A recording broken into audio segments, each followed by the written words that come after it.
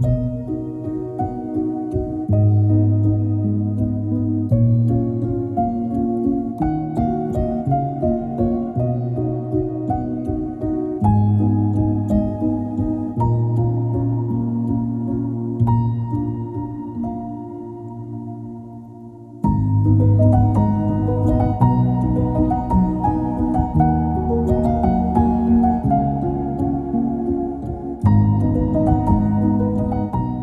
is the Bauhaus Legacy Oral History Project, interview number 2 with Mr. Ed Nilsson. It is Sunday, August 17th, 2025, and we are here at the subject's residence in Marblehead, Massachusetts. So we're going to begin with an introduction. What is your name? My name is Edward Nilsson. And what is your current profession? Architect. My profession is architect. And can you tell us when you were born and where you were raised? I was born in 1947 in New York City, and grew up, went to school in Queens, New York, and high school in Brooklyn, New York. And when did you make your way to New England? Well, I went to Cooper Union for undergraduate, but then I was interested in the buildings in Cambridge, so I came up to Harvard for the graduate program for a one-year master's program. And where do you currently reside? Reside at Marblehead, Massachusetts. Okay, and how long have you been here? I've been here 40 years, actually. We built a house in 1982 and an office building next to the house in 1986. So let's get into your educational background a little bit. Where did you study? Well, I took an architectural course at Brooklyn Technical High School, which is one of the 3 exam schools in New York City. They offered a very interesting architectural program. I learned as much there about structures than I did in college, actually. From there, I went to Cooper Union for the 5-year program. I took a year off after the second year and went to Stockholm, Sweden to work in the planning department for a year, and then came back, and so I finished up in 1970. After that, I went up to Cambridge to enroll in the master's program at Harvard. I was fascinated by this building by Le Corbusier, and I wanted to learn more about it, so I came up to study that building, and I spent the first semester writing up how I thought it was designed, and then the second semester I had the opportunity to go to France to take photographs of the original drawings for Professor Seckler's.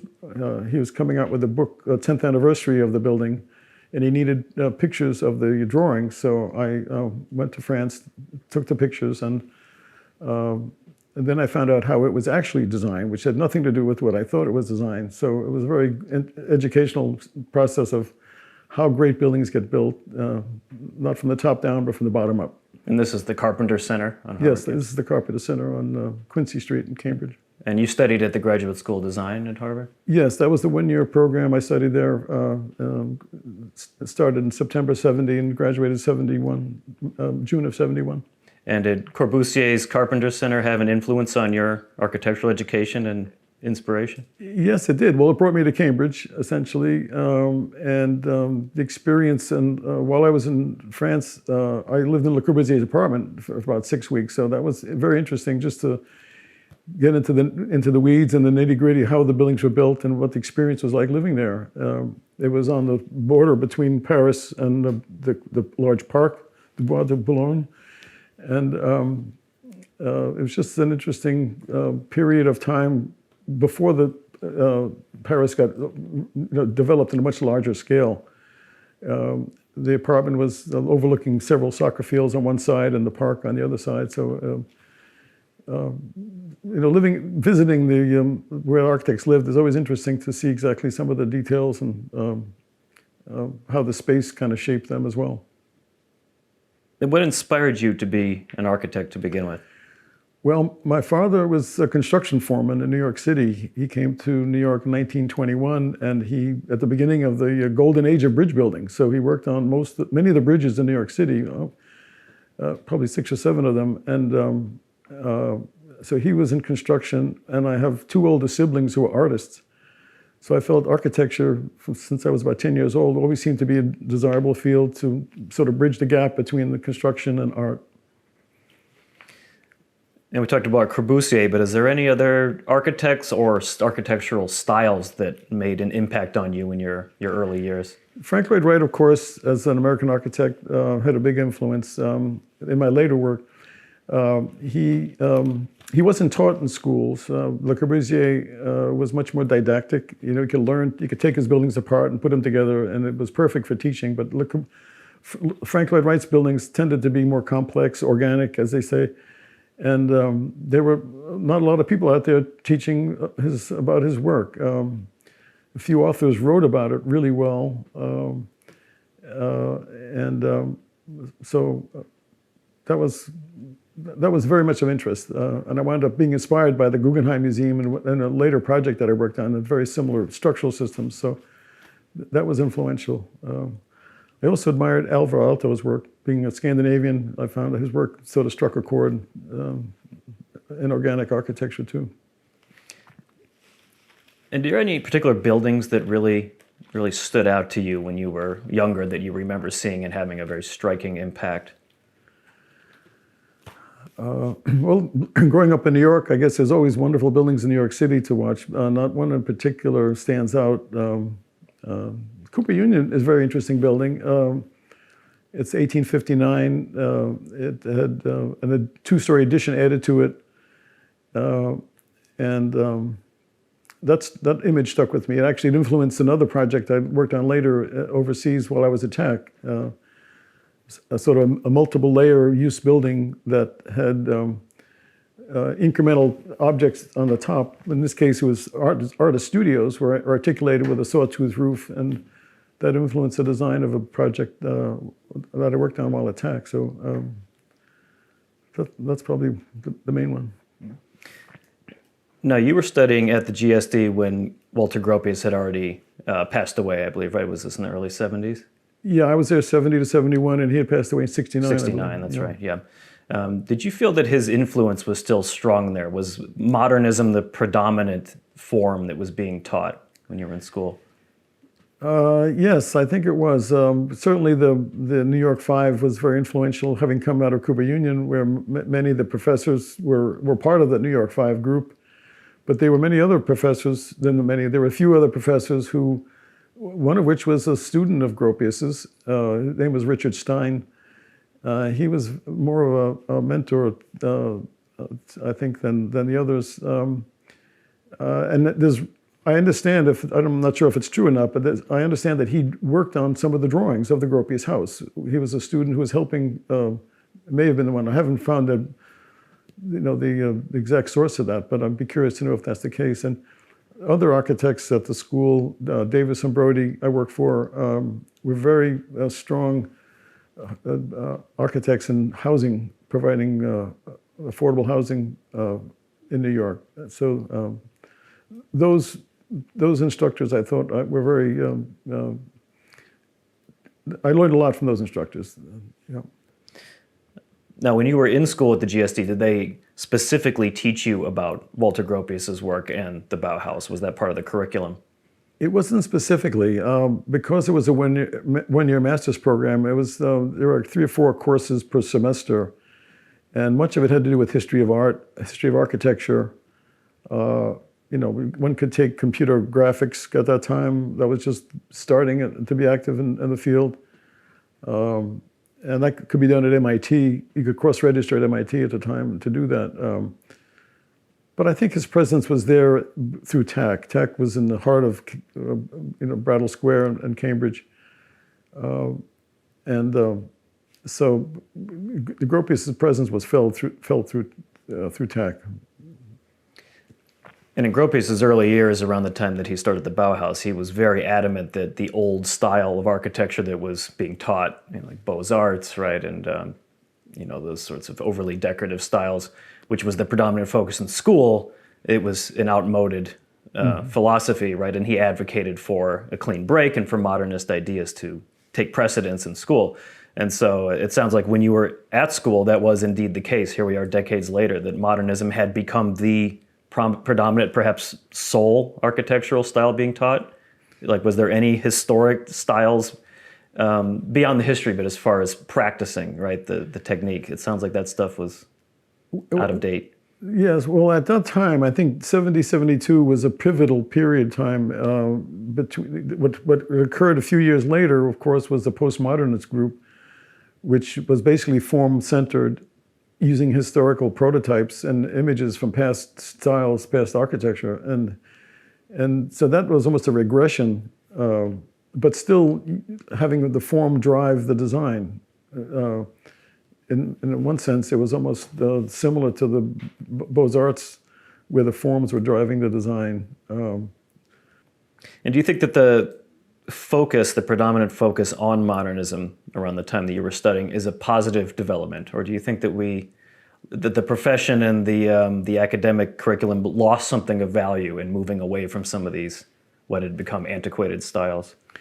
Well, I don't think there was much interest in when you call it antiquated style. I think it was that was a sort of a non-starter. Even what we now look at as Victorian era buildings, which you can really appreciate the architectural content, those buildings were anathema. And 19th century eclectic styles, Gothic revival, Greek revival, the Federalist, the colonial style, all of that was sort of regressive to architects. In the 60s, late 60s and 70s, technology ruled, pretty much, most of the decisions, and mass production, prefabrication, all of those were the buzzwords I think that people were striving towards in school.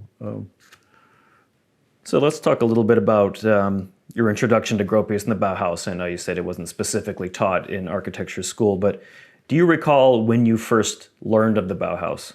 It would probably have been the second year of college at Cooper Union, and we had classes, theory classes on occasion, and it was hard to miss the Bauhaus was obvious by that time to the students, and but less so than Le Corbusier. I think they're sort of running on the same track in some ways. The beauty of the Bauhaus movement was that it produced things that were really well designed, that were economical, that were efficient, and that was many times the formalist, they call them formalist architects, sacrificed efficiency and economy and compactness of design for form. And but the Bauhaus, Gropius didn't write a lot about form. There's some sections of books that I've read a little bit about, but since he was not a painter like Le Corbusier, his relationship to design form was a little different. He didn't opine about that very much. It was mostly into, when designing a building, the building should be a composite of all the specialist fields sort of synthesized into one building. And the form was obviously one of them. I think there were some theorists like Norberg Schultz, was a Norwegian writer who wrote about form and function and aesthetics and how they were all balanced. But that usually didn't come up very much. We had a teacher at GSD in the arts department, Rudolf Arnheim, who wrote books about visual psychology that talked about form and the impression certain forms have, and sort of the vision studies that would help people learn about the effect of how people see and how they process visual images. So that was very interesting. But I think Gropius wrote a little bit about that, and that may have been a connection between Gropius and the form making. Mm-hmm. And these philosophies you're describing, like again, form and function, but also affordability, efficiency, these sorts of ideas, finding beauty in simplicity. Are these philosophies that you've carried over into your own professional work?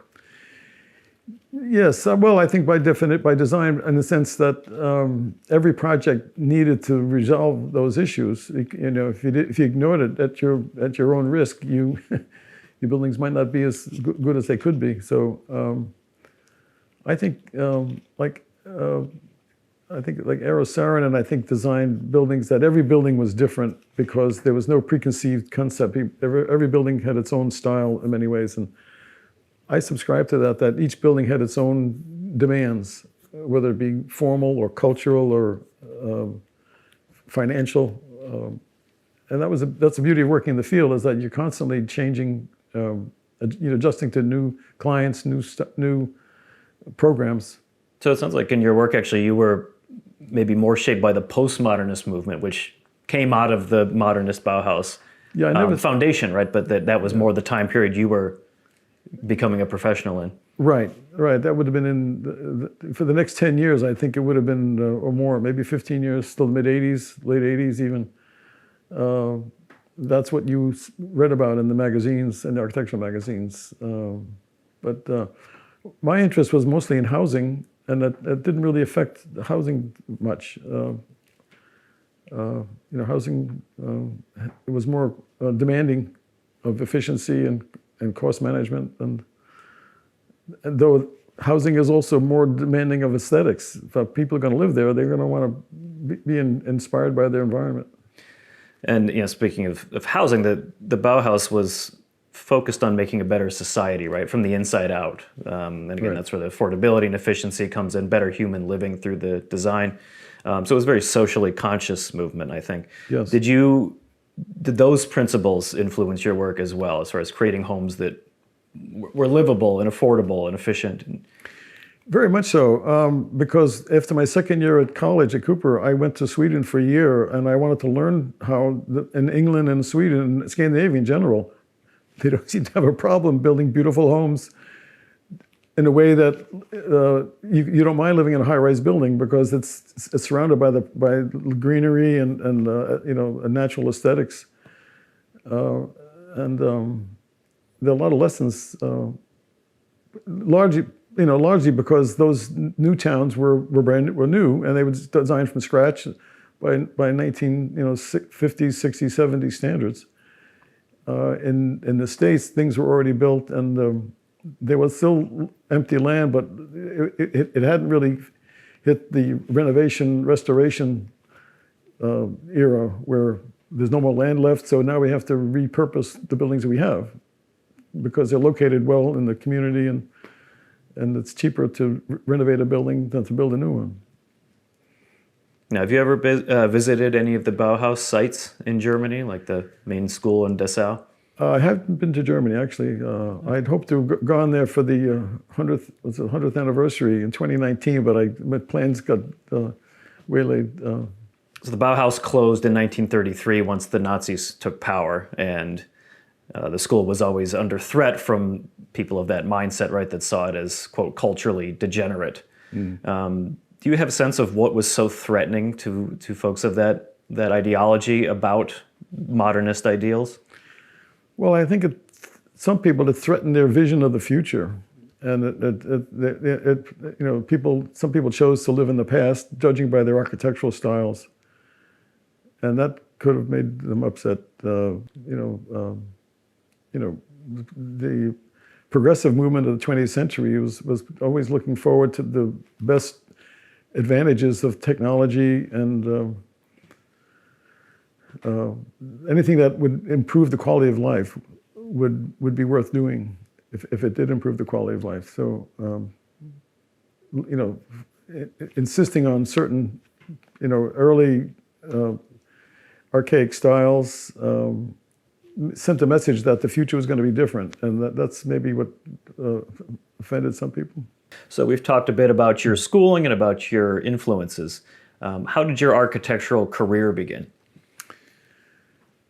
Well, it began, as I mentioned earlier, about my trip to France to photograph the drawings of Le Corbusier. Actually, there were 200 drawings. 22 of them were by Le Corbusier, and the rest were by his assistant, Julien de la Fuente. And he, a Chilean architect who worked for Le Corbusier in the late 50s and early 60s. And so I'm not a photographer, but to take the pictures, each picture I had to take 5 adjusting the light meter pictures. So I took about 1,000 photographs. And then when I came back from that trip, I had a twitch in my eye. So I went to an eye doctor, and he said, well, you should see an ophthalmologist. So they sent me to the Harvard Health Service ophthalmologist. And it turns out he was a doctor who lived here in Marblehead, and he said, "Well, I'm looking to build a house in Marblehead," and I didn't think anything of it. But then when I got back to the office, I contacted them and then arranged an interview and then ultimately designed the house, which is my next door neighbor's house, actually, in 1972. So that started my practice as an individual. I was working at TAC in 71, and then I left the following year and had my own practice for 2 years. But I needed my license, architectural license, and to do that, you needed to show you had practical experience in firms. So I went back to TAC to get, that was the best place to get your practical experience. So I went back to TAC thinking I just needed another 2 years to take the exam. But I wound up staying there like 5 more years. And my individual practice started while I was at TAC, and sort of in a little gap. But then I went to work for several large firms after TAC, one in Boston. I should preface that by saying the work in TAC was mostly in the Middle East, in Kuwait in particular. And with wife and family, growing kids, I thought the work that I was doing needed a little bit more remuneration, so I asked him, but there was no response. So I came across a wonderful opportunity in Boston to work on the Charlestown Navy Yard, the first building that would be renovated since Nixon closed the Navy Yard in '74. One of the first buildings to be renovated was Building 42, which was a 500,000 square foot metal machine shop. And it was to be made into 367 apartments and a 362 car garage and some retail. And I was going to be in charge of implementing that. So that there was a plan that actually was started, and I took that plan and brought it through design and bidding, and it came in too expensive, $20 million. In order to not lose that project with the owner, I decided to propose another scheme which allowed it to preserve a lot of the features of the existing building and was simpler. It actually that came in at $16 million, so that made it feasible. So that concept, again, using some of the principles at the Guggenheim Museum, structural principles, allowed that to be built simpler, cheaper, and aesthetically better by restoring and preserving some of the original character. It was a 700-foot long by 6-story high by 30-foot of I think it was 50-foot wide gantry crane way that it's just amazing space. And we were able to preserve most of that in the new design, and that's what actually got built. So that was my experience there, but I wound up leaving that firm in 1980. That was from 77 to 1980.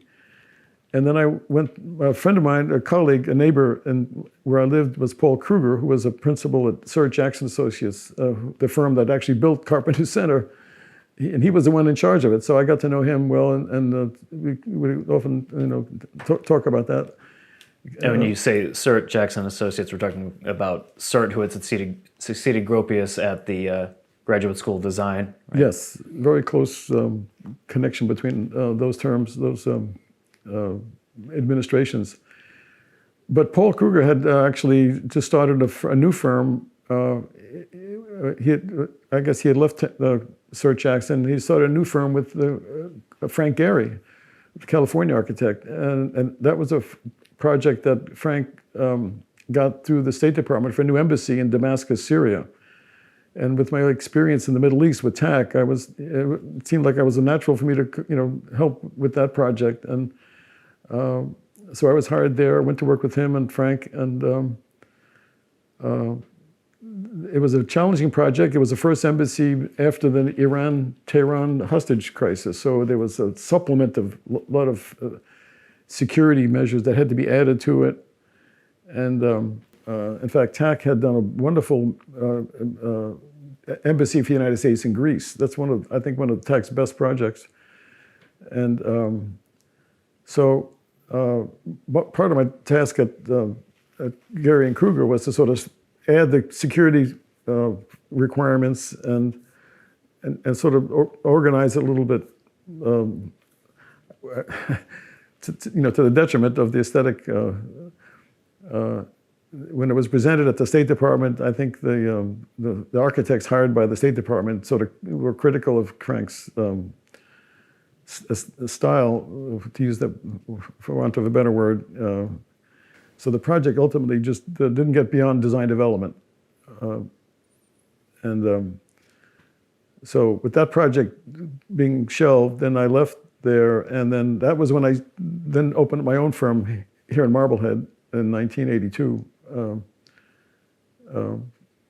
But having learned a lot from these bigger firms, mostly TAC, being sort of the professional standard, and the Navy Yard project was with Anderson Otter Feingold, and I think I was hired there, to implement a scheme that was already existing because of my TAC experience. I think they may have viewed TAC and me as basically doing the production work of a design that already may have been created. TAC had people like that. TAC had people that just fresh out of graduate school, or they would be very good designers. They would be less familiar with the practical world. Cooper Union didn't train people necessarily to go right into an office environment. There was somewhat lacking in the skill sets. In fact, I had to spend a year or two unlearning the stuff I learned at Cooper, because it put formalism and that sort of thing in too much of a frontal area, and it needed to be sort of held more in the background when designing a building. But so when I joined TAC, I noticed many of the younger new hires weren't confident in their production skills. So I initiated a program to invite salespersons from the various product in the building industries to come and give a slideshow during lunch hour. It's great for them. They would have all these future architects learning about their product, which hopefully they would use, and the tech people would get a free lunch and learn something about it, the product, and so that was just a period that younger architects had to go through. How do they learn what's in the field? The argument being that you should do the formalist stuff in school, because that's the only time you can. You can't really do it when you're working in a firm. But on the other hand, if the school doesn't train you for the real world, you're going to get the bumps around a little bit, and before you find a place that makes it a good fit. When I started TAC, I actually did some luncheon, and we actually related that with talks, lunch hour talks here, now and then. It wasn't just what they did on their vacation, but we would have talks about different kinds of architecture. And I did I think I did at least one, if not more than maybe two, on Le Corbusier, because I was so familiar with his work. So I would do these talks about Le Corbusier's buildings, and it would be a discussion group about learning about what worked, what didn't work, and from what I've read, I think Gropius was aware of Le Corbusier's design, how he really was admired for that. And obviously they knew each other. They worked at Peter Barron's office in 1911 or whatever it was. So, now, when we're talking about TAC, the Architects Collaborative, when it first started, and Gropius was one of the original members, there was only, I believe, eight members of it. When you started, how many people were at the firm? About 300. Wow. Yeah, and at least that's when I was doing the work in Kuwait. When that took off in '73, the oil embargo caused the financial resources of the Middle East to just blossom, and they had money they didn't know what to do with. Apparently, they spent a lot of it on real estate and building buildings. And when I went back to TAC to get the experience to take the license exam, I and another fellow named Bill Hall, we joined the same time in July of '73, and that autumn, when the oil crisis started, all of a sudden these projects started flowing in, and the fellow I worked with, his name was Basil Hassan, an Iraqi fellow who was GSD graduate, and he wound up being a senior principal at TAC. He, being Iraqi, he had tremendous connections in Kuwait, and he was flying back and forth all the time, getting new projects. Every time we come back, we have new projects.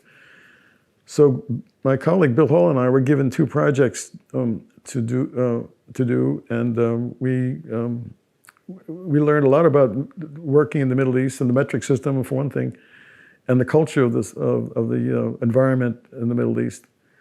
And then we eventually wound up doing 2 more projects, very similar projects that were multi-level zoning examples. That what's on the ground floor is where pedestrians are. That's one kind of use. What's on the roof level is another.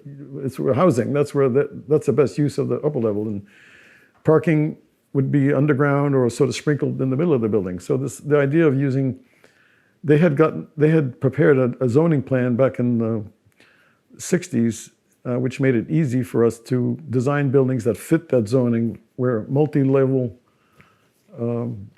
layers of use were combined in one building. And but they were viewed as basically parking garages, and they were designed, they were programmed to fit the problem they had, which was the streets were clogged with cars parking everywhere. There was no place to put their cars. There was so much business and so many cars, it got to be crazy. So the city hired these consultants, the Italian city planners, and they wound up preparing a master plan that had up to 44 of these garages in downtown Kuwait. And TAC was hired to build 4 of them. We actually wound up building 3 of them, but they were called parking garages. But when you looked at the building, you couldn't say it was a parking garage. You could barely notice it was a parking garage because it had retail at the bottom 2 floors and housing at the top 2 floors, and the rest was underground. And maybe one level in the middle was parking. And so maybe because they were viewed as such simple projects, my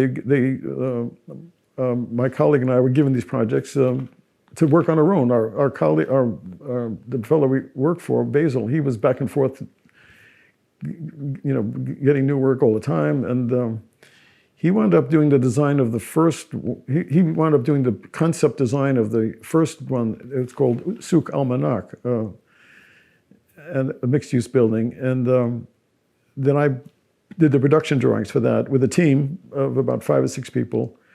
And then the second one was a much bigger project. That was for a 1,000-car garage with retail on 2 levels and then housing at the top 2 levels. And that was one that I was solely left to myself.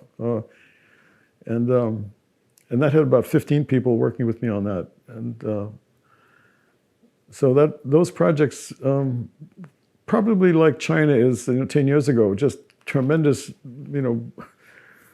opportunities and place where development and design and buildings were being produced at a rather record pace. Now, when you joined TAC, was it competitive to get in? What was the process? Did you apply? How did it work to get in there? You would send in a letter of inquiry looking for a job, and then you would wait to see if you got called for an interview. And I would think it would be competitive because if you're recent graduates, you need that experience, and whether you like the architecture they did or not, the more you learn, the better. TAC was the best of both worlds. They did pretty good buildings, and they actually they did very good construction phase work. The materials they used and the specifications were very tight and very well implemented. I had colleagues who worked at Sir Jackson. I don't know if they got the same education that they could have gotten at TAC. TAC had a graphics department, construction administration department, interiors department, and everything was sort of,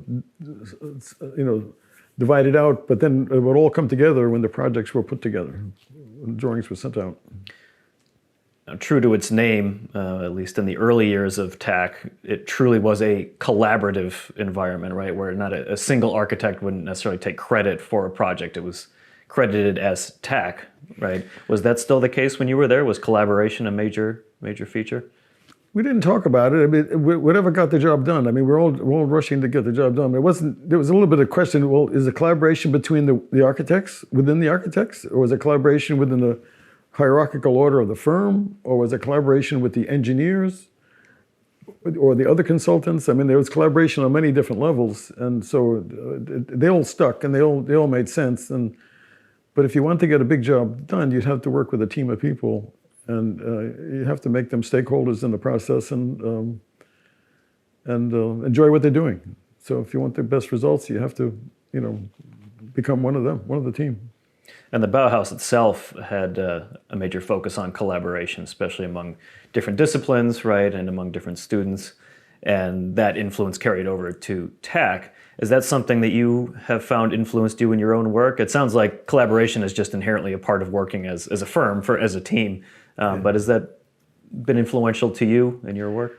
Well, I think one of the main legacies of Walter Gropius, I think, is his teaching. I mean, he was a teacher of so many people.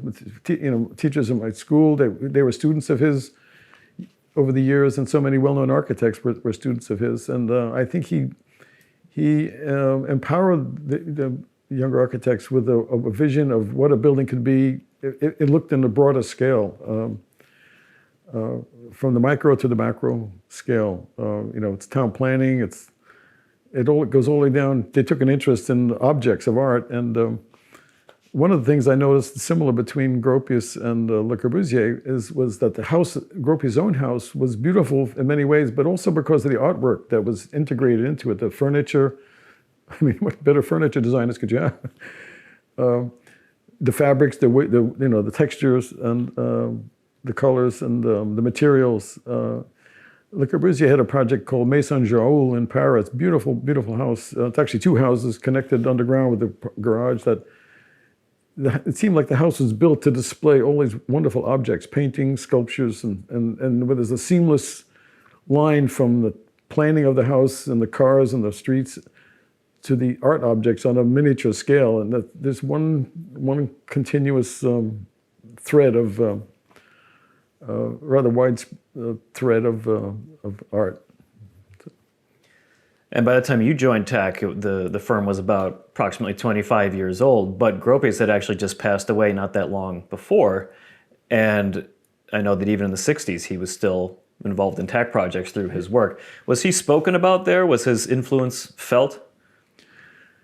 Not by name. Many of the younger newcomers that I would, colleagues I would associate with, they never knew him because they came after he passed away, and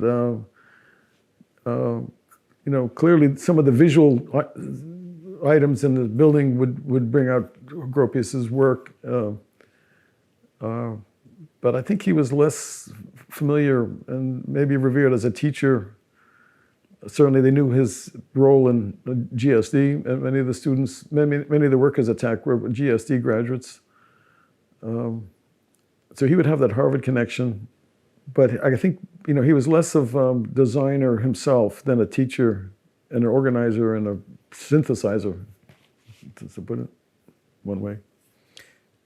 Now, to touch on again your mention of the Middle Eastern projects you did at TAC, one of the criticisms that gets leveled against the international style, right, the modernist style, is the similarity between buildings no matter where they are in the world. It's like a glass office building in Dubai is the same as San Francisco and et cetera. When you were working in the Middle East through TAC, did you find that you were integrating some local tradition, local style with those buildings, or were they really just strictly international style modernism? I never thought of the international style as a style. I don't try not to use that word style much. It has a kind of void of meaning in many ways, because the style can only, as someone said, the style can only be used in a term looking backwards in history. That's the only time, at least to me, it makes sense. But the conditions were so different in Kuwait than in Cambridge that you had to start from square one. The climate, the materials, the sand was not good enough to make concrete. You had to import the sand to make the concrete. They had TAC hired a special consultant out of Texas to design a specification that would produce the sand would need to meet that standard for the concrete to work properly. So you would think with all that sand, they'd have no problem with sand. They'd just use the sand they have. But no, it had to be different sand. So that sort of turned things upside down on its head. And the culture, the temperatures, 122 in the shade when I was there. It was a different environment that made you pause and want to rethink everything. And the culture is so different. The language, the manner of dress, the history. So it was only natural just to start over again and to try to learn from the local surroundings, the existing buildings, to look at study those buildings a little bit. Now, you clearly had numerous professional opportunities coming around, it sounds like this, during this very fruitful period. But what was it that made you leave TAC? Was it something about the firm you didn't like, or did you find an opportunity that was just simply better? Well, I didn't see much welcome to advancement. Later on, I went back to school for an MBA. My wife is a librarian at a business school, Babson College, and I could go there for free. So I went and took an MBA program, and I had a course called about services, the professional services case study. And the first building that it was the Architects Collaborative. It was the subject of a case study of the Harvard Business School. And it told a story about how TAC evolved and how, going into the 70s, there's other firms in the country that were not so contented, and they were listening to the client more, and they were taking some of the share of work that TAC had been doing, and so I felt there was a slowdown of inspiration and direction that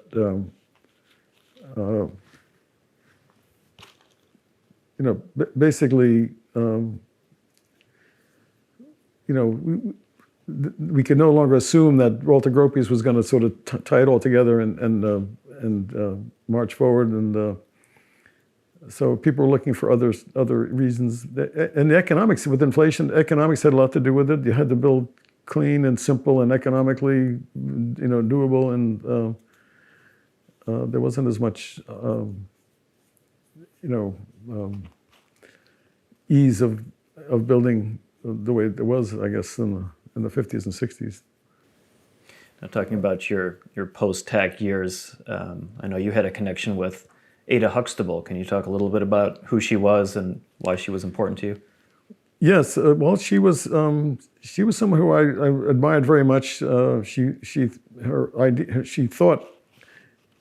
Can you describe a little bit of who she is and what she was known for? Yes, she's known for as a person who began the field of architectural criticism for the newspapers, in particular the New York Times. She was the first architecture critic on a full-time basis, and starting in 1963, she'd done some freelance work for them before then, but she was brought on as the first full-time. And she received the Pulitzer Prize for that. So she's become sort of the benchmark of architectural criticism. What I admired about her was that she was not only someone who could understand and digest these new buildings coming out in all manner of shapes and forms, but she could also look back at preservation. She could look backwards in saving buildings like Penn Station and other buildings. And locally, Salem, she basically saved downtown Salem from being completely destroyed. They knocked down 100 buildings in Salem for urban renewal, and she wrote almost a full-page article in the Times that showed how the city was losing its heritage. And I think as a result of that, I think the federal laws were changed to allow urban development to include historic restoration and preservation as part of urban development's role. That not just tear down, build a new building, but if you got a good building, historic building, keep it, add to it, and maybe renovate the inside.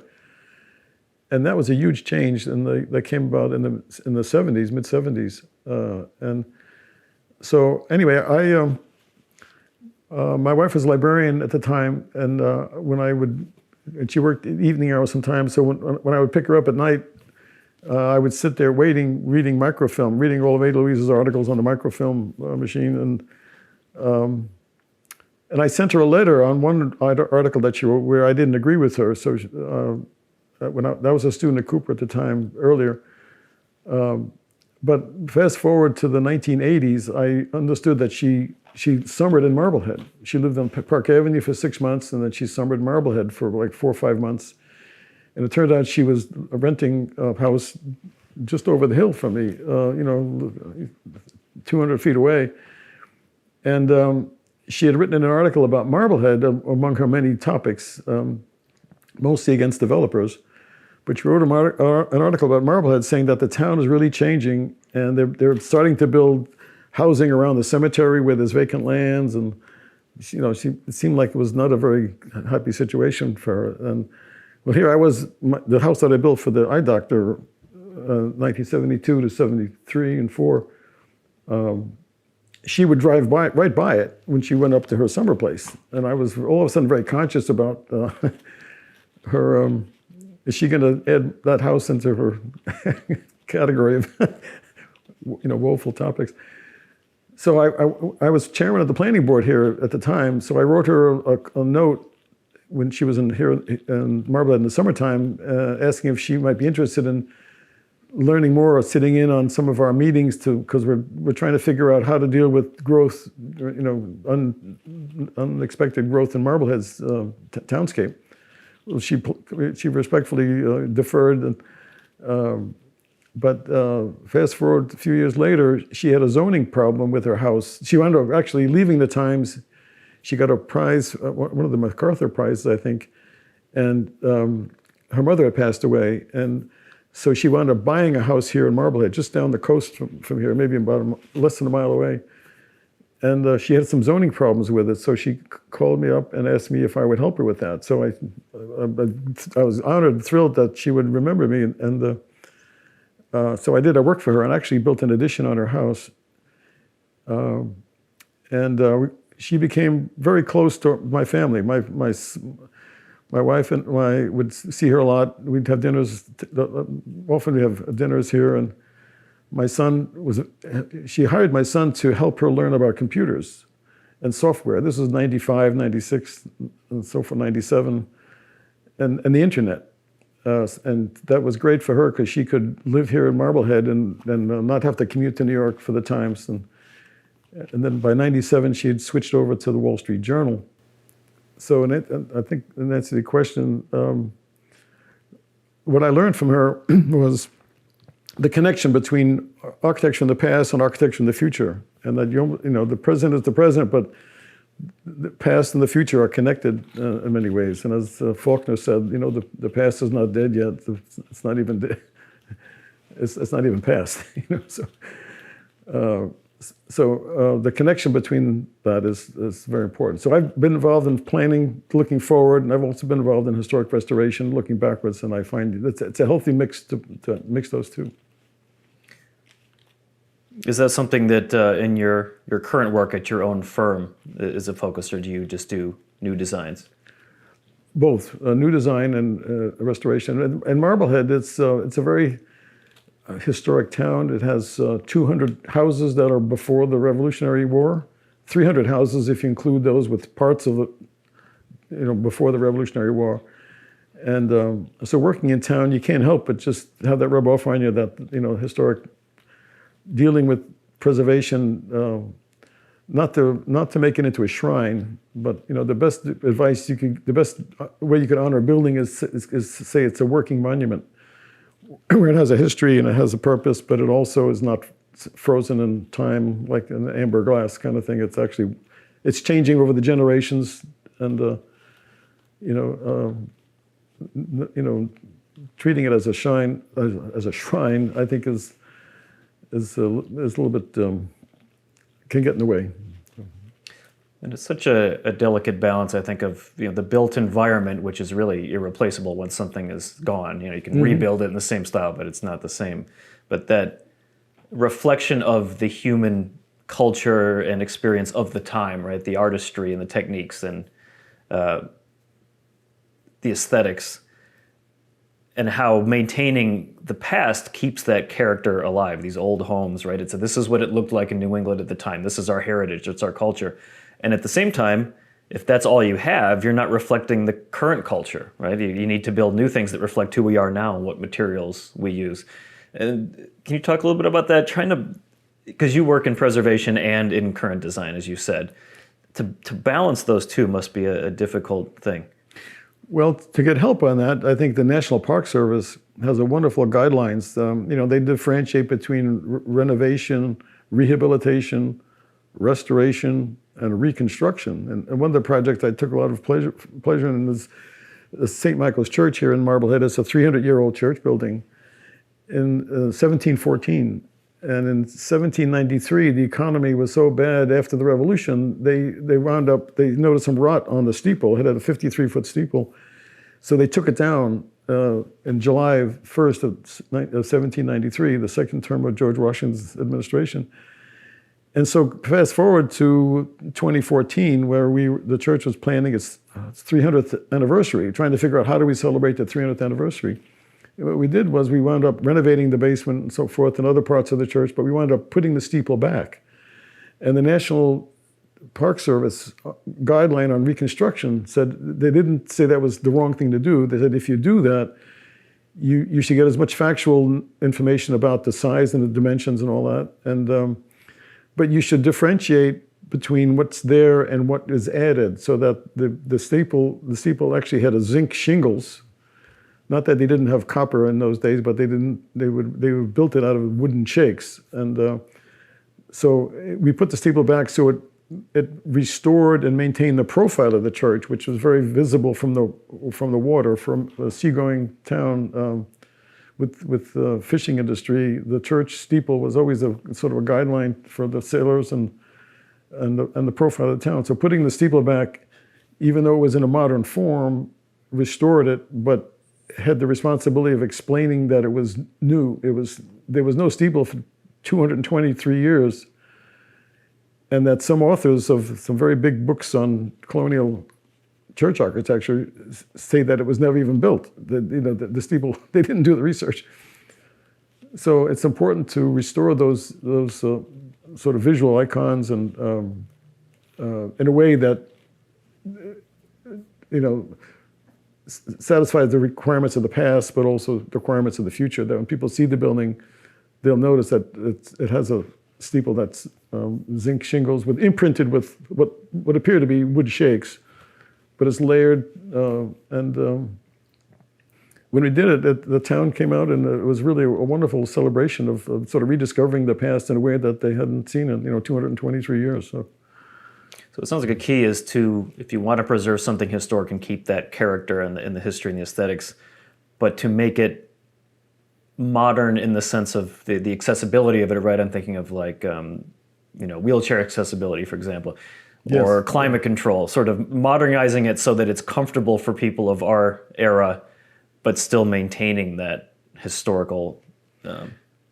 Yes, and if you're putting back a material, sometimes in some jurisdictions, historic districts, in other towns, other states, you have to put back exactly the material that was there. If it's a brick building, you have to put back a brick, not a 2-inch brick, but a 4-inch, but the full brick, not the real brick, not the pretend or has the same surface on the outside. It's there's mortar and burnt clay, but you can get carried away too much teaching, treating it like a shrine or without allowing it to grow naturally.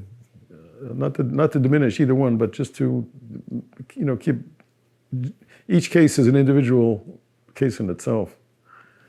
I think some historical districts may have a blanket policy, and it's not differentiated, nuanced with different projects, but it really needs to be looked at on every project. So it's not very practical. Yeah. And what is the name of your firm? As Nilsson Sedin Associates, Gehry Sedin, who was a TAC also when I was there, he was there before me, and he was there a little bit after I left. And he lives here in town. And in 1992, a friend mentioned to me that he was leaving a firm in Salem and was looking for work, so he joined my firm as a junior partner. I was an individual sole practitioner in 1982 when I left Gehry and Kruger, and that lasted until 92. 92, I incorporated. So that's the technical beginning of the firm in 1992, but I actually started in 82 as a sole proprietorship. Going back to Walter Gropius, I know that you had a personal connection to his wife, Isa Gropius. Can you talk about that? When and how did you meet her? I was just working at TAC and keeping out of trouble, trying to keep out of trouble. And one of the senior associates asked me for a favor. He said, would I go out and visit Isa Gropius? She wants to make some drawings useful for an exhibit that she wanted to participate in Germany. And it was an exhibit about energy theory in Stuttgart. And it sounded interesting. I said, happy to help. So she said, I want you to go to the Busch Racing Museum and get a copy of the original drawings. And I want you to make a sepia copy, a reproducible copy. And I want you to where the drawing shows the walls. And the original drawings show the walls, but the drawings do not show the insulation symbol for the walls. So she said, I want you to draw in the insulation symbol to show that the house was actually built with a good insulation in the walls. Coming from Bavaria, I guess maybe that was not in pre-oil crisis eras. Maybe that was not as important there. But in this was 1976, maybe early 77. Energy crisis was everything. So she wanted to make it known that this building was built with a healthy dose of insulation that made it compatible with contemporary standards. So I did that. I just made the change on the drawing and put an asterisk on the bottom, which said "as built." And whether this is an example of collaboration, it was the local builder who actually put the insulation in. It wasn't at the directive of Walter Gropius. It was the builder who, any building in New England would have, even in pre-oil period, would have insulation, rock wool insulation in it.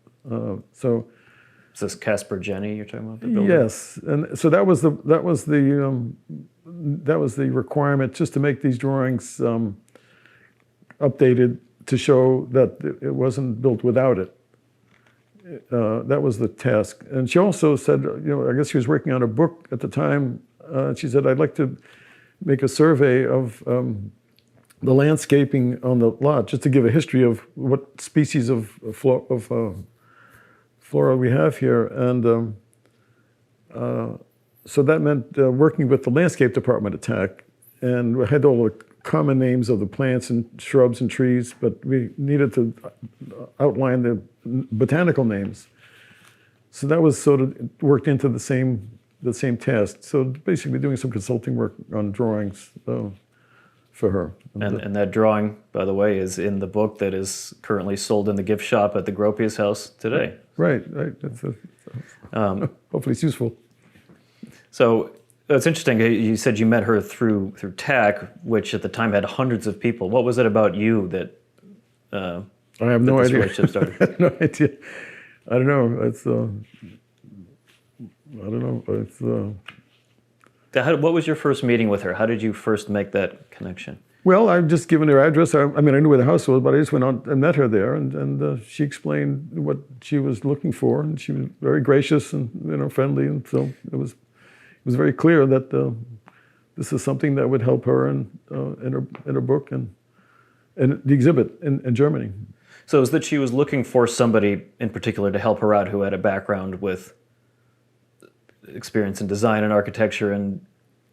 I had a particular interest in energy. I built this solar house and I designed it in '76 while I was there at TAC. I don't know whether that had anything to do with it, but I'm certainly an avid, admirer of efforts to make the buildings more efficient, energy efficient, and make it more contemporary. Do you recall your first impressions of her, just as a person? Very, very gracious and businesslike. Very clear. It was fairly short meetings, but it was interesting to learn about the house. When you talk about Gropius's presence, nothing can show him his character decision making more than going through the house, and it's a wonderful experience. So you had a professional collaborative relationship with her Yes. project, right, and with her book, Right. with the exhibit in Stuttgart.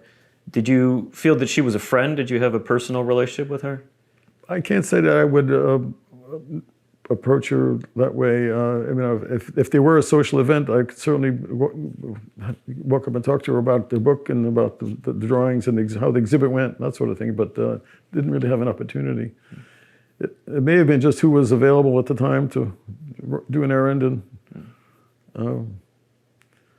but I always thought that was an interesting example of collaboration because it was a builder who sort of, everybody's the resource, and architects like to say sometimes even the builder's a resource, So, having access to people at TAC who would be interested in doing that was convenient for her. Did you get some time just to chat with her on a personal level over a cup of tea or anything like that? Well, it's mostly about the house, less personal. And I was surprised how small it was, the house. Very compact, very efficient. I think if there's one thing I might have done differently, I might have had more space for a studio. In COVID, it became very comfortable for people to work at home, and his office was a wonderful office. It was still very, very small, but I don't get the sense that he actually painted much, or if he drew, he didn't really display a lot of his own artwork. The house itself was his artwork, I think, because of the wonderful furniture and artwork and the colleagues at the Bauhaus. Did she ever share any personal stories about him that you recall? No, I really don't. That was a long time ago. I don't really recall it. And do you have anything that you can say about her dedication to preserving Gropius's legacy and her passion for his work and for his philosophies? I think there's always going to be a need for his approach, designing, looking at the analytic analysis versus synthesis. So many side tracks to good design come from just focusing on one thing without the other items that are equally or would be useful. Again, as a teacher, I think his early writings still hit the nail on the head in terms of what's needed to do a good design. Really need to involve all of the disciplines, all of the specialties, and synthesize them into one holistic kind of, make sure you're covering all the bases. In simple term. It sounds like when you were working with her, you could sense her passion and for the work, for Gropius's work, and for preserving that legacy. Yes, both the book, I think, and when I saw the book later on, I was surprised at how much detail it went into it in terms of the construction, the things you don't usually write about. I mean, architecture books usually don't get into the details and the technical things. I know when I was working with Louise, she sometimes would get some criticism that, what does she know about mechanical engineering? But I think she had a sense of how these systems contributed to the building, and I think she tried to understand them.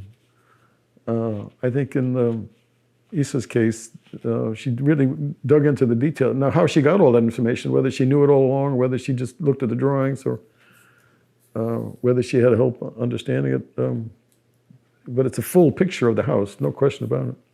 Yes, and I've read it. You're right. It's very detailed. All the materials, the measurements, and all the reasons behind it. It's a great resource tool. Like Walter, it would be a great textbook for architects. Yeah. Did you ever meet their daughter, Ati? No, I didn't. No, unfortunately. So you've talked a little bit about the Gropius House. Anything else you'd like to say about your general impression of it? For example, do you remember when you first saw it, what you felt, and what your view of it was at the time? Well, I do remember. I may have been out there as a what Spinia, before it was actually turned over to Spinia.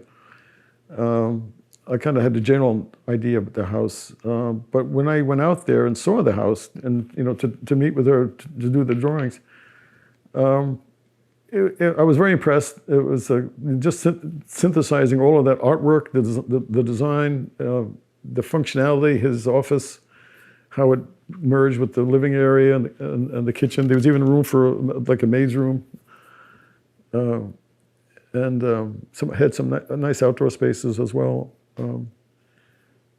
Again, I think doing something that would display his own work, artwork or drawings, that would be interesting. Would have been interesting to see. The drawings did reveal a very simple construction method. Very simple, standard materials. Nothing too complicated. The windows of the house very much utilizing Le Corbusier's work, like just a ribbon of windows, and these were just held together by these clip angles where the wood studs and the header beams met. Normally, if you didn't have good connections at the corners, the building you'd think it might rack a little bit or have a tendency to do that. But these steel clips at all the corners made it. That was a very good way to anchor it together. Nowadays, the carpenters wouldn't usually use that. They would probably just try to do it all in wood. But to get the effect that he wanted, I thought there was a very nice, simple detail that allowed the ribbon windows to be implemented and be rigid enough so there wasn't any movement in the walls. And what year was it when you first saw the house? This would have been in 76, 77. I may have,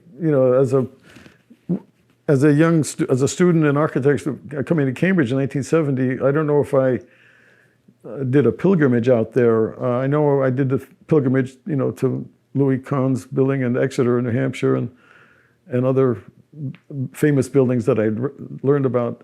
I may have gone out there beforehand, once before, but I certainly, it wasn't a close-up look.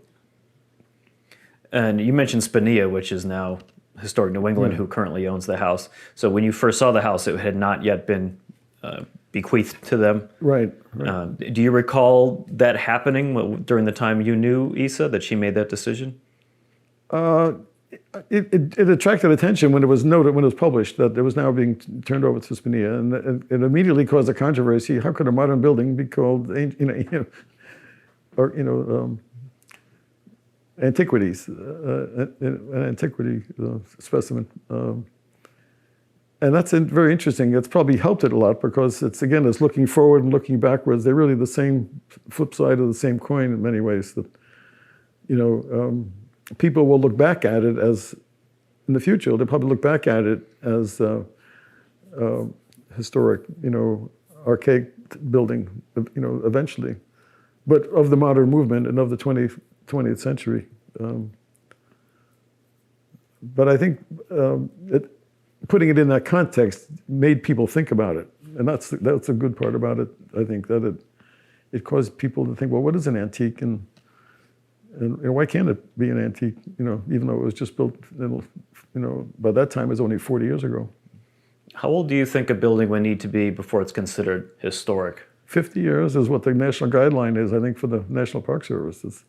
Some municipalities, it can only be nominated if it's at least 50 years old. So like in the Midwest or the West Coast, where they don't have a lot of really old buildings, I mean, that's one of the criteria that can be used, is a 50-year. Do you agree with that time frame?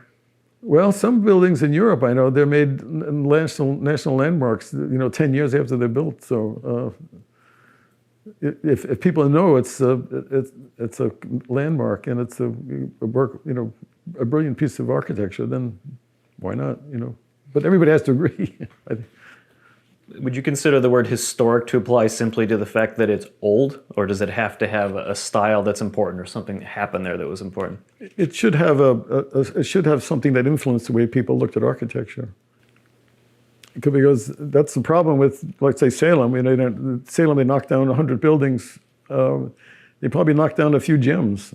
And it's knowing what the difference is between the gyms and why it's a gym and why it's maybe a sort of rundown, sort of semi-slum type of building. Even though it's made out of brick, it may still not be worth saving. But and do you think that the donation by Asa Gropius of the house to Spinnea, to Historic New England, was the right call? I'm thinking, for example, right down the hill is Marcel Breuer's house, which has a very similar look and feel. And that's a private home, right? So guests always ask if they can go in, and no, you can't tour that one. Right. There's pros and cons, but do you think it was the right decision to have that house preserved as a museum? I think so. I think as an owner, I would think you'd want to look for the longevity of the building to last, and as long as people want it to be there. And it's very costly to do it. And having an institution like Spinnea or Historic New England take care of it is one way to preserve its amenities. And given your work in historic preservation, what do you see as the biggest preservation challenges in that house? In that house, well, even though it's built in the late 30s, it has suffered from aging. The rust windows, the metal. They're industrial. Hope's Windows is a company. They made industrial windows, and there's a debate now whether to put back double glazed windows. I think Hope's Windows may, if they're still around, they can accommodate double glazed windows, but that's where you have to decide: is the energy retention so important symbolically now that the fact that we're not preserving it in amber, we're actually letting it grow over time, and that's a judgment that the curators and historians have to make. We want to keep the appearance of it so people recognize it. Yes, that's the Gropius house, but some details might not even show, but some upgrades might show more than others. People might, if they see double glazing, they say, well, they didn't have double glazing to speak of in 1937. So, but we put up with that all the time. I mean, the whole postmodern movement is basically designing buildings that might look like they could have been done, decades earlier. But they weren't. They were contemporary and modern. So that's a balancing act between the historians and the curators and the public too. Now you mentioned the windows and the energy design. Can you talk a little bit about your thoughts on the climatic, energy efficient elements of that house and why it works well or doesn't? Well, I don't know I don't have the data. That's what Nevin Summers, I think, would do. He did a wonderful article on that back in the 70s, I think it was, where he showed how the sunshades were placed in a way that blocked out the summer heat gain, but let in the winter heat gain when you want it. I think one of the nicest details of the building is the fact on the western wall, the western window wall, they have exterior blinds, which is very clever. I think that's more common in Europe, where you put the blinds down when it's glaring western sun, and that keeps it from getting into the house at all in the summertime. So it could be just for optical effect. It'll tone down the glare, but it will also keep out the heat when you don't want it in the summer when the western sun is. I think it's oriented so that it does pick up late afternoon western sunlight. Now, if you were to take somebody on a tour of that house, is there anything in there that you would particularly want to share that you think is sort of off the beaten path or not commonly known? Well, you'd have to look at the drawings and see the details of the windows, just the little clip angles that are everywhere. But you really don't see that anywhere except on the drawing. I think it probably escapes people's attention, but when they enter the house, they come up the path to this wall of glass block. And that's a product that I've used in in the Kuwait projects. Every housing unit on the Souk project I worked on had glass block as a way of getting diffuse light where you don't need your view, where you're housing overlooking other housing. In fact, you don't want the view. You want opaque or translucent glass that you can't see through, but you can let the light in. So when they walk up the path, I think you see the glass block on the right-hand side. And by the time you walk inside and you walk into the office, you probably don't remember that glass block, but you see another glass block wall between the dining room and the office. And I thought that's an interesting way of connecting the inside and the outside. There's a sort of a statement there about this material can be used inside or outside, and it works both ways, and for two different reasons. One of them, the sunlight might actually hit it, and though I think it's on the north side, so it doesn't get too much direct sunlight, now that I think of it.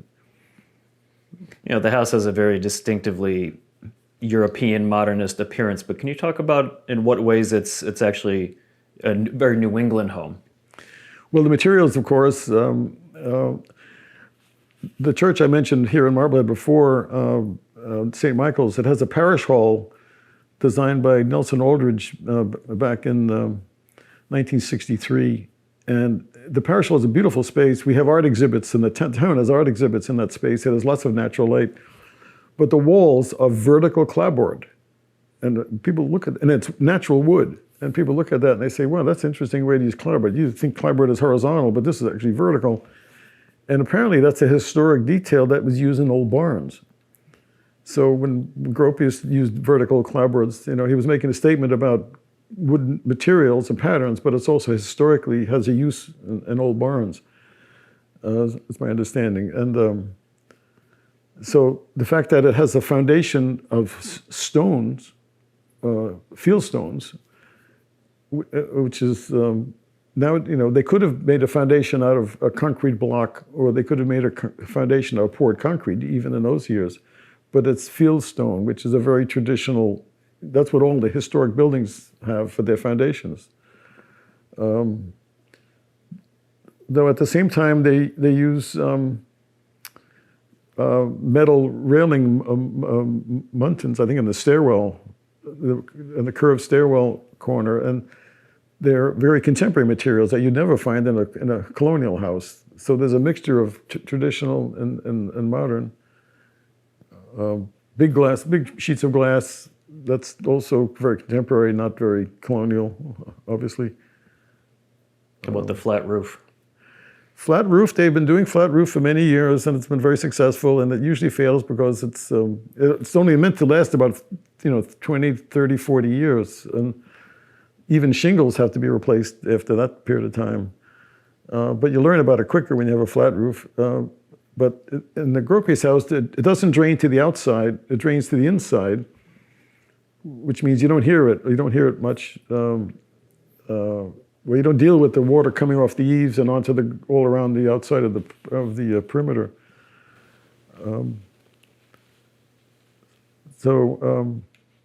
It's a very clever and efficient way of creating space. The building looks smaller. It looks so small from the outside, but if it had a dormer on it, it would be 50% taller. If it had a steep dormer, a steep gable rather. So. And it's a challenge. And when you do a flat building, flat roof, it's a challenge to the architect to make it attractive. And by using glass block and lush landscaping and some aesthetically interesting, the angular canopy going into the entrance door is that's a very contemporary detail. And the fact, well, every colonial building has a very tight plan as well. So it's not, I can't say that the compactness of it, they seem to squeeze more stuff into that box than the colonial buildings, because he has more things, heating systems, kitchen appliances, a lot of contemporary stuff that takes more space. But generally, there's probably an equal measure of colonial, early materials, 19th century materials, and 20th century materials. I have this theory that people's aesthetics change when it's more economical, it's more efficient. It's amazing how that can change it can modify the desire for certain familiar forms. Like people say, well, it has to have a gable roof. Well, no, it doesn't have to have a gable roof if you have a proper system. But it's also cheaper because you have less lumber and also less space for expansion if you wanted to literally add a dormer on a gable, you could easily put a third floor. The Gropius House is located in Lincoln, Massachusetts, which is very rural and has a lot of old colonial homes, but it actually has a distinctive collection of mid-century modernism as well. Do you have any sense of why that area became sort of a hub for that style? Did it come from Gropius settling there? Well, certainly he led the charge and was a inspiration for many other people. And the availability of deck houses and other companies that made houses that are sort of prefabricated would have made it drawn less attention to it if it had been the first ones on the block. But Lincoln also had the Lincoln Labs, which is a research during World War II, I think, and that symbolized sort of advanced technological research, modern, that helped win World War II. So somebody researching architecture and changing the field of architecture would have fit right in with the spirit of the town in terms of the modern attributes it has. So talking about modernism and preservation challenges, right? We mentioned that something that's 50 years old suddenly becomes historic. Mm-hmm. But a lot of modernism, I'm thinking of brutalism in particular, is pretty controversial. And there's quite a lot of people, I think City Hall, for example, in Boston, that people just want to tear down. It's not attractive. It's not old enough to warrant preservation. What would you say to people that have that idea about mid-century modern buildings, brutalism in particular? Well, it is old enough now, it's 50 years old, but actually I think it was influenced by the design of a monastery by Le Corbusier called La Tourette in France, and very similar features to it. So I think these young designers are very able and capable, and they were quite influenced by that building and created something similar, not so much a monastery for politicians, as it were, but the building in France is a monastery. If you look at the design and in the background of the design, and it didn't spring out of nothing. It came out of something before it that had a purpose and a function, and you can draw a symbolism between the small cubicles of the city workers and the small, the monk cells and the room where they all gather for collective meetings and so forth, and meals at the monastery, and another room where they have worship space. And so all of those analogous, you can sort of compare the two, looking at the way the city hall is built. They call it brutalism now, but it's béton brut. It was the French word meaning raw concrete. It doesn't mean it wasn't meant to be brutal by design. That was sort of the journalists kind of created that misnomer. We have some very well-known buildings that have concrete that's treated as if it were marble. I think the National Gallery of Art by the IMP is like that. It's all stone on the outside, but right over the entrance is a reinforced concrete band, a header beam over it that is polished like marble. And it's the purpose was to show that a simple, inexpensive material that lasts a long time can be held to a higher level of appreciation than buildings. And that's what Le Corbusier did. I think he made concrete buildings acceptable if they're well designed. That they're not always well designed, and there may be some criticisms of the Boston City Hall, but again, I think it's the future generations to look back and say what's historical and what's not. It's been interesting dialogue that the City Hall has sort of weathered a lot of the storms from some of the mayors and some of the general public, but I think it'll stand the test of time, given its the impact that it's had, and what does it contribute to the future? I mean, it wasn't novel prefabrication system. I think aesthetically, it's just the proportions, the mixture, a variety of spaces. What it says about town government. The council room is bigger, of course, and but it's not a sort of sacred chamber the way it might have been addressed. So I don't know. This is a long answer to your question.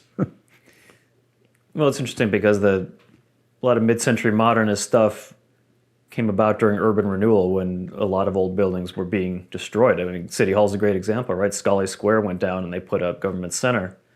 Or I'm thinking of a lot of schools, a lot of old historic schools got torn down to put in these sort of mid-century designs. But now a lot of those are being torn down, right? There's some out in the suburbs that I've heard specifically about that. Yes. People I know have gone there, and those are all gone now. And some of them were TAC buildings, in fact. Yes. So again, it's kind of ironic now that the thing that replaced the old building that got torn down is now under threat of being torn down, if not being gone completely.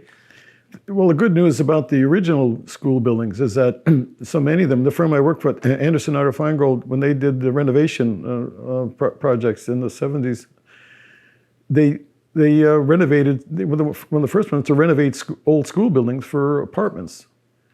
And it was so amazing that you could take, they had one project, I think it was in Gloucester, where you take a 30 by 30 classroom and you add a bathroom, a kitchen, line of kitchen, some walls with some doors in it, and you're done. If you created a one-bedroom apartment for like $12,000 in those, which was a very good price in those days. So the fact that you're reusing the school for another function that solves a public purpose of the need for elderly housing is a happy ending to that story. Where sometimes they tore down the schools and built a bigger school or built a bigger housing project, but there's give and take, I think, on both sides of that. Something that I ponder occasionally is you think of Gropius's philosophy of breaking free from past styles, right, and starting fresh with a clean slate in the 19-teens and 20s with a style that was befitting of the modern time and modern society and modern needs, right? And here we are, 100 years post Bauhaus, post that philosophy, and we are preserving and celebrating, and in some cases still being inspired by and building those types of structures. Do you think Gropius would advocate for a break from his own style and philosophy to befit our current time? Well, there are certainly new developments out there now that, sustainability is one. And some of the changes have to do with the materials. Are the materials sustainable that you build the building with? And some of these things won't change the appearance of the building necessarily, or have a minor impact on the change of the appearance of the building. So architects are still designing buildings for better or worse, whether they're sustainable or not sustainable. But I think Gropius would probably support the need to become more efficient, and so we're not spending lots of money making a concrete that is extremely energy dependent in this process and this transportation. So all of that, I think, would be welcome to him. Whether or not the buildings would change style, I think they'll still be building buildings with gable roofs and office buildings with lots of glass. I'm talking about, we mentioned urban renewal, right? Mm-hmm. And was a particularly destructive period for a lot of different communities and a lot of historic structures and neighborhoods.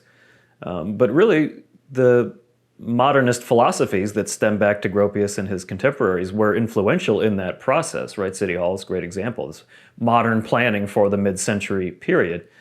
But yet, Gropius's philosophies in particular were so socially conscious. You see how do you explain or reconcile that contradiction between this kind of community destruction that's inspired by the socially conscious ideas? Well, a good example is the building I worked on at TAC, which was the building in Kuwait, which has housing, mixed-use housing, retail, parking, and some commercial office.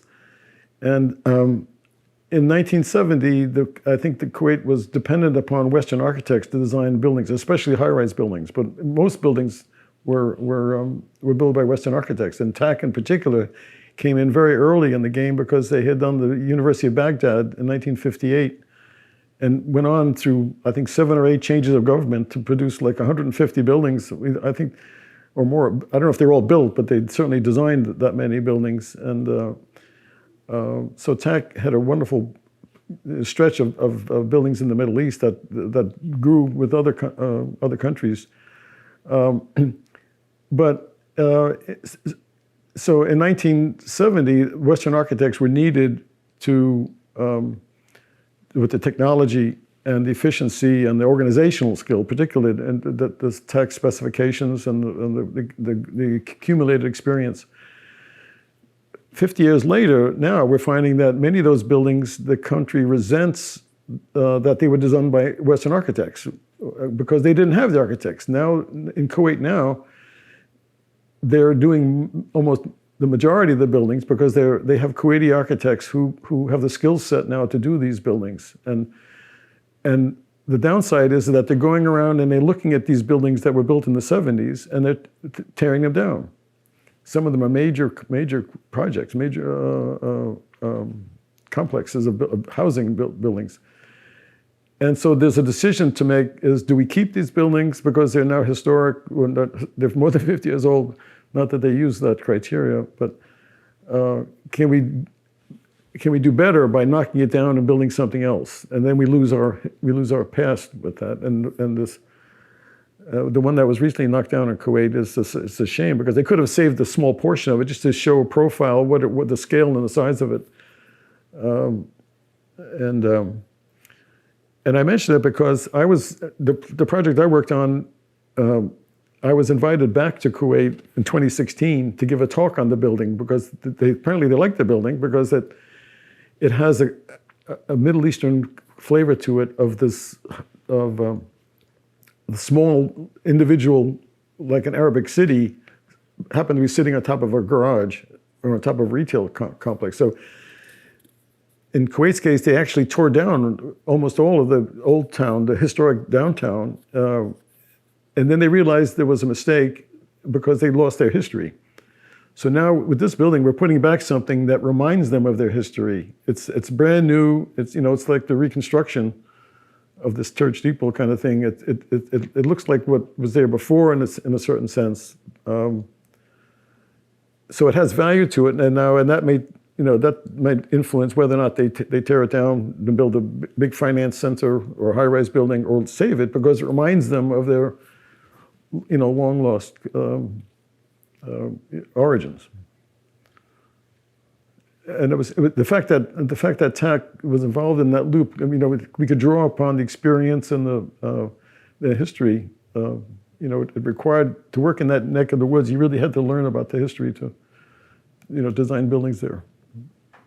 So back to my question about the kind of benefiting society and urban renewal. It sounds like people are just kind of doing the best they can with the challenges of their time and the culture that they're in to sort of make those tough decisions about tearing down and rebuilding based on what's needed in that moment, which maybe is not what's needed 20 years later, and then you can debate it, right? But people are doing the best they can to balance that out. Well, the architects should be aware of that, and I think they should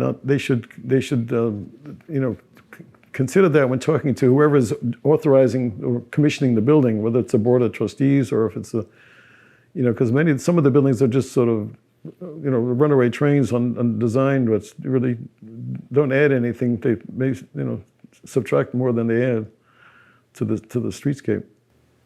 So let's talk a little bit about, just to wrap things up here, the legacy, right, of these ideas of Gropius. In your opinion, what is Gropius's most enduring legacy? Well, as a teacher, that people can be taught, and with the right teachers, students will learn the right subjects and the right way of looking at things. And I think the fact that he got people to think about the macro and the micro and the synthesis of the many specialties into one holistic design, that's what his goal was. So I think, did all of the buildings achieve that? Not necessarily, but I think if you keep that in mind, I think you can't go too wrong if you acknowledge all of those. And has your understanding of Gropius and his philosophies evolved over the time of your career and the work you've done? Yes, it has. Well, it's caused me to go back and every now and then reread what he's written about it, and it's amazing how current the buildings are. He has a small book called The Scope of Total Architecture. It's a small little book, and it's amazingly contemporary. And when you read it, it has it's a good lesson, good handbook for designers and people in school. Is there a influence that you can sense of Gropius in the Boston area's built environment today? Well, I guess Cambridge more so. I mean, his buildings, the best buildings are in the Harkness Center at Harvard. The Graduate Student Center is, I got a sense he felt very proud of that complex because it was very early and it was very beautifully done. And I lived across the street. I lived on the other side of Massachusetts Avenue at the time, and I would go through that building a little frequently. And I was always stunned that, like his houses, it had so much artwork in it. It had beautiful brick sculptures by Albers. It had Joseph Byers tile murals. It had a Miro painting in it. And not every building has these pieces of artwork by these very well-known artists. So, and it was just so uplifting because this was a dining hall. But you look around and you say, "Wow, look at that!" I didn't notice that last time, but it's very inspiring, and I think that was a symbol of his pulling people together. Not necessarily, I don't know how it was made in-house. I don't know how it was made with the other engineers, but the final product was a beautifully, composed campus that was wonderful inside and outside. And of course, their own building, which they built in, I forget what exactly was it, early 70s. And they built an addition. Actually, they had so many people that I worked in the new portion on Brattle Street, but I also, for the Kuwait, the last project, the team, we occupied a whole building on Mount Auburn Street, which was 138 Mount Auburn Street, which was a building tech owned, and it had 2 floors, and each room had like 2 or 3 people in it. And so that was really sort of hidden in the streetscape, but the building on Story Street and Brattle Street was sort of an iconic building that TAC designed. And I think a lot of the glamour went to the building on the corner, which was Ben Thompson's glass building. The design research. Design research, and then Sir Jackson's next to it was less familiar to people, but. The courtyard space that TAC designed, I think, is a wonderful space. It's still there, and it's a magnificent space. It's where the Gropfest used to be held, a lot of times, and has a wonderful piece of sculpture in it. And so that kind of space is rare. So I think that's the Harkness complex and the Brattle Street complex, I think, are wonderful legacies. Now, if Gropius was alive today, do you have a sense of what challenges he would want to tackle with his philosophies? Well, I think the whole trend towards digitalization of design and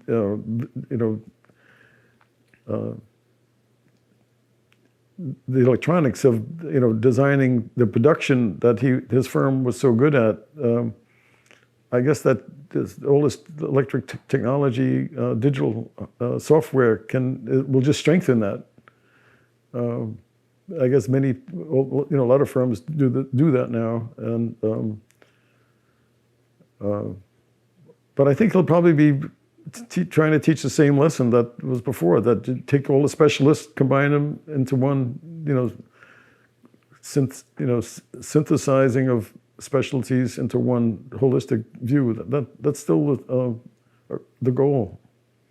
And Gropius, you mentioned the digital technology. Gropius was such an advocate for utilizing technology of the time, right? The machine era, how to mass produce things. Do you think he would embrace AI? Well,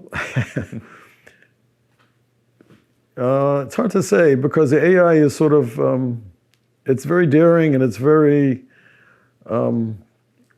out there, kind of giving you answers that you may not have asked, but that may be helpful. I guess the benefit of AI is in editing, using it as an editing tool. The problem in it, my son teaches AI in education as a consultant, and he's co-authoring a book on AI in education, so I hear about it a lot. As he says, it's not the question is not, did you write this? The question is, how did you write this?